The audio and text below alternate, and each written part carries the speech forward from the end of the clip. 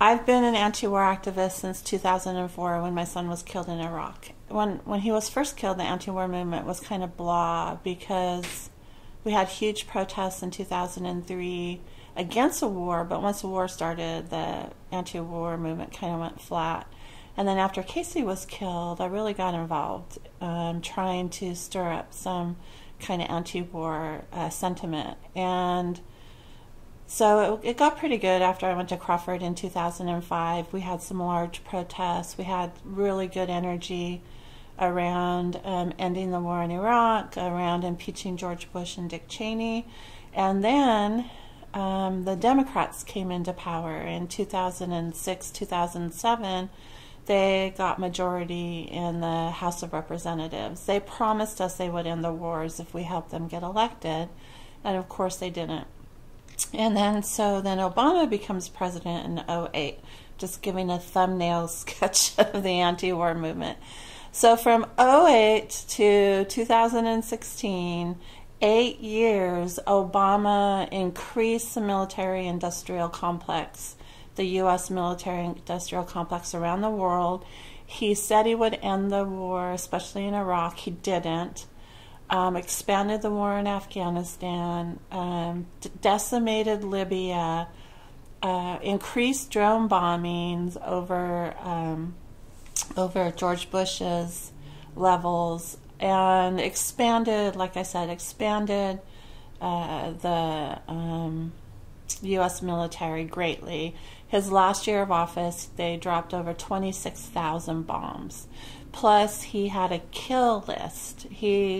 They would judge certain terrorists guilty and just execute them by drone bombing. And there was no opposition. Why am I talking about this? Because there was little or no opposition to that. Talk about 8 years of a flat anti-war movement. It wasn't just flat, it dropped off. And so, lo and behold, in 2016, Donald Trump comes to office. And since Donald Trump's been in office, there's been probably 2 of the largest protests in the United States in a long time. And that's called the Women's March. And so for 2 years in a row, we in the anti-war movement, have been trying to get the Women's March, the Climate March, any march, to say that U.S. militarism is the root cause of the evils in the world, that women can't be free while their countries are being bombed. And we really think that it's really liberal. Their movements are very liberal because it seems like they only care about the equality of U.S. women, not the liberation of women around the world.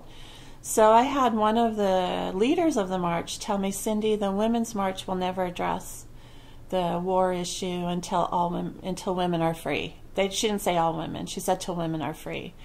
And I said, but how can women be free when the U.S. is currently bombing or occupying militarily 7 or 8 countries, when the U.S. has 1,000 military bases over the world that are harming the environment? Where there's a U.S. military base, they get a status of forces agreement with the government that the U.S.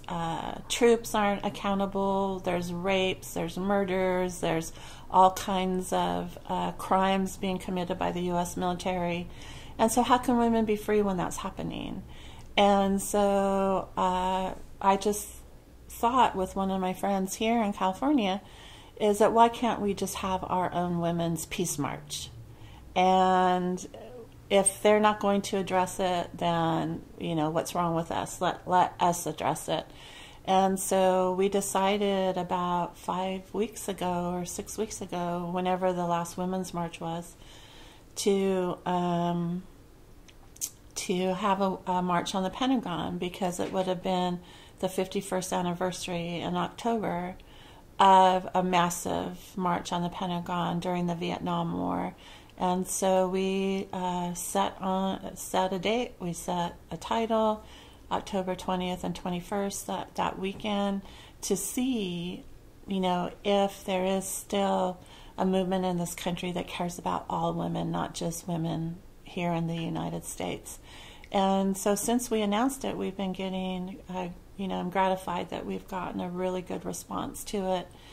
And then, a lot of us thought, well, if Trump's going to be president or a Republican's going to be president, maybe there will be more anti-war sentiment. But we didn't see that for a year. We didn't see anybody opposing his, continuation of the U.S. military-industrial complex. But now we do see opposition to that. And whether it's because Trump's president, I don't think so. I think that people are tired and people are connecting the dots. They're saying, well, we would love to have single-payer health care in this country. We'd love to get back to where education is good and it's free for citizens from preschool to kindergarten, preschool to university. We'd love to see housing as a priority, healthy food, clean air, clean water, whatever. We'd love to see all that, but this country spends trillions of dollars every year on the military-industrial complex, and we can't have any of those good programs or policy changes or, even like Bernie Sanders' program, his mild domestic reforms were never answered by also a decrease in Pentagon spending.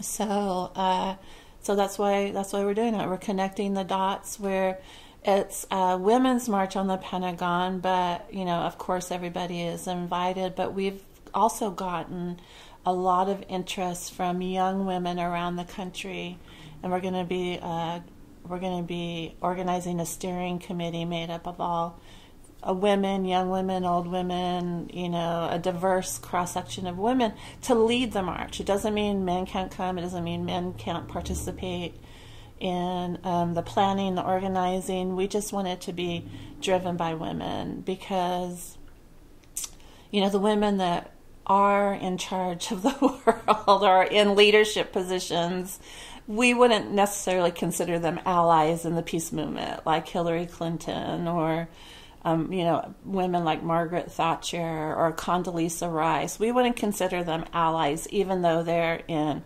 leadership positions. We really think that women who realize the emancipation of all people, all oppressed people, is the only way to peace and sustainability and prosperity.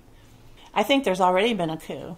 And the reason Donald Trump is still alive is because he said, okay, I'm just going to let the generals do the wars, right? And the corporations. So there's already been a coup.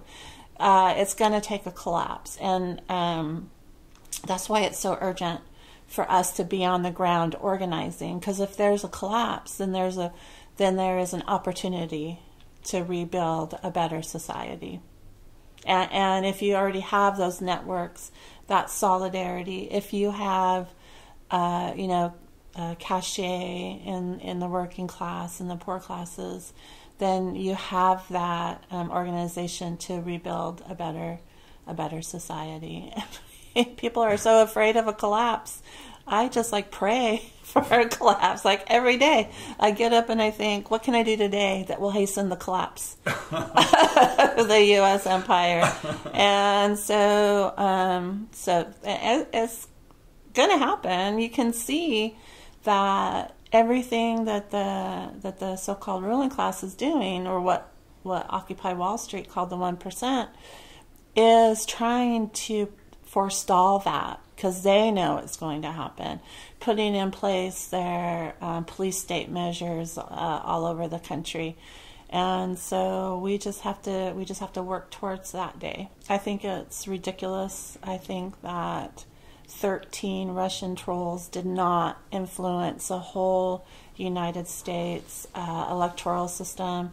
I think that if I were Hillary Clinton, I would be very embarrassed to even say that happened. But to me, it is very, because one thing we haven't talked about is the progression towards nuclear war that this country is. And our new symbol for the Women's March is a woman breaking a nuclear bomb.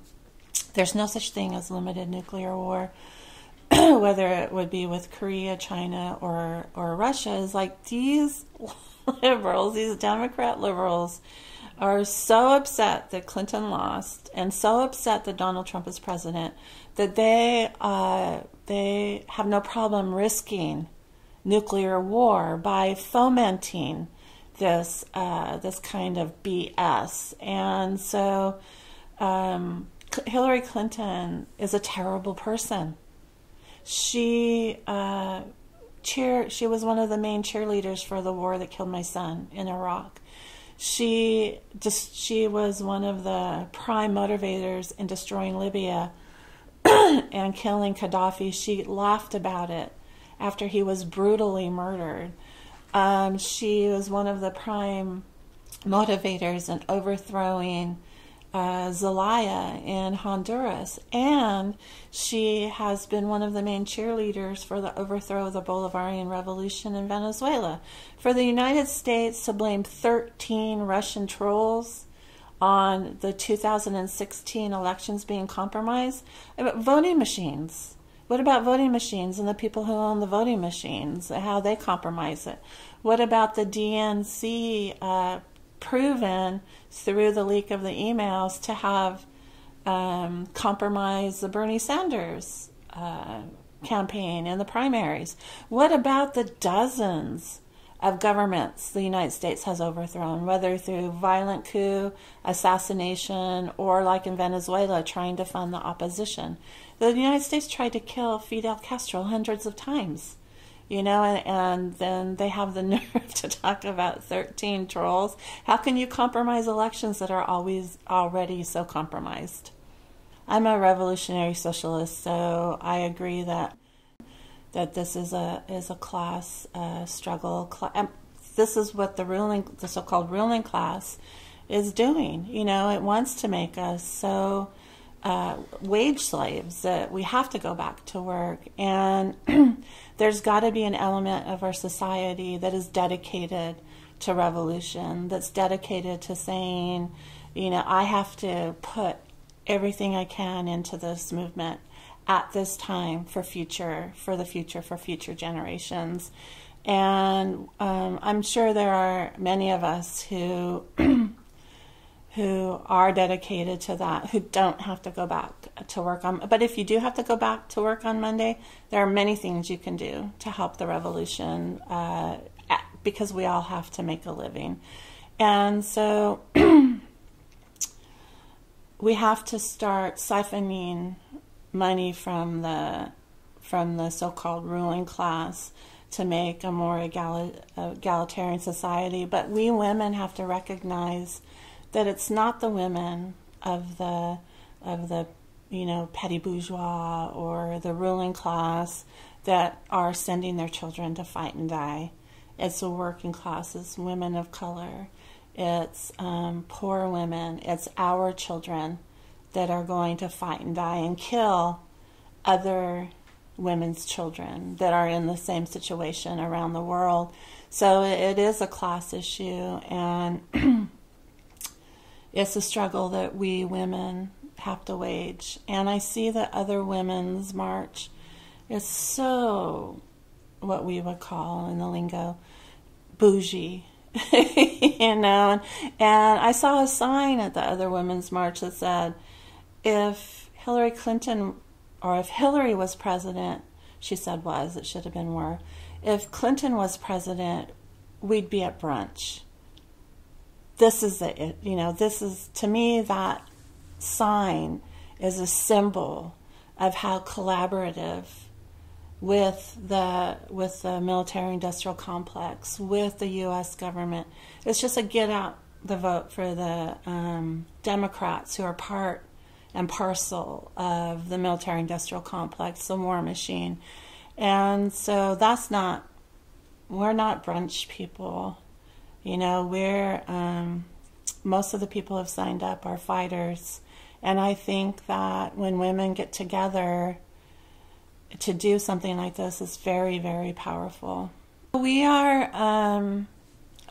trying to organize for the day before a children's rally in Washington, D.C., and then have the march and the rally the next day. So if we get the numbers and if we get people who are willing to occupy, willing to stay, you know, as the plans develop, I would like to see that happen, of course. You know, I've been to the Pentagon. You would need so many people if you even could surround it. But to do nonviolent civil resistance is always, you know, part of our thinking when we're organizing something. But we also don't want it just to end this day. You know, we want it to be a movement. We want it to be a women's organized, a women's led movement for peace and for justice and for sustainability. And so we're hoping that this will lead to further actions until the military-industrial complex is you know, who was it? A politician who said he'd like to take the IRS or the government and drown it in the bathtub. I would love to take the military-industrial complex and drown it in a bathtub. You know, a society that I think Martin Luther King Jr. said continues to spend so much money on war and planning for war is a society that's corrupt and a society that's dying. And I'm paraphrasing Martin Luther King. We need to reverse that trend. We need to spend more on the people, more on peace, more on sustainability, less and less and less on the military-industrial complex. The Pentagon, I think, is a concrete, literally and figuratively, concrete symbol of U.S. military aggression, of the U.S. military-industrial complex. Of course, there are many places within easy walking distance in Washington, D.C., where we would consider that the same thing. The Pentagon is a black hole of it's where citizens' tax money goes. It's where all the energy of the system, I think, is sucked into that black hole. So we could have had a march on Congress. We could have had a march on the White House, but also a lot of people who, if they can't come to Washington, D.C., because it is, you know, especially for women like us who are, you know, working class women, poor women, it's hard to get to Washington, D.C. So I know in my research through the years is that if you live in the United States, you don't live more than 50 miles away from either a war profiteer or a military base or some other kind of military installation, a recruiting office or something like that. So if you can't make it to, or a federal building, if you can't make it to Washington, D.C., you can organize your own protests around these other places around the country. The ruling class, and I say ruling class, that's what Hugo Chavez of Venezuela called them, the escualidos, the squalid ones. You know, if we call them ruling class, it gives them a lot of power, but, you know, it's a Marxist term. But they're afraid of the working class organizing, and we've seen it so many times, like the Occupy movement was co-opted by the Democrats and by forces loyal to the Democrats, like Move On. And once Move On, or now the Women's March, or the 360.org, when they get involved in something, it's going to be diminished. It's not going to be a people struggle anymore. It's going to be a top-down struggle. We saw it in Wisconsin with the powerful teachers' protests, started out to be teachers' protests that shut down the Capitol. And then again, they turned it from a workers' movement into a let's recall all the Republicans, which completely failed. And so I recognize this. My movement, the anti-war movement, got co-opted by those forces loyal to the Democratic Party, and it's not going to happen with the Women's March. We're not going to allow the Democrats to swoop in and redirect the energy to getting out the vote for Democrats, because that is such a killer of people's movements. And so the ruling class is super afraid of us doing militant organizing. And now that you've explained to me about the teacher strike in West Virginia, there's been some very militant strikes, especially miners' strikes in West Virginia, and that's what we have to do. We have to organize, and we can't allow them to divide us and to come in and throw us crumbs anymore. You know, we're tired of their crumbs, and their crumbs are usually stale, so we're tired of their crumbs. We want the whole pie. Peace out.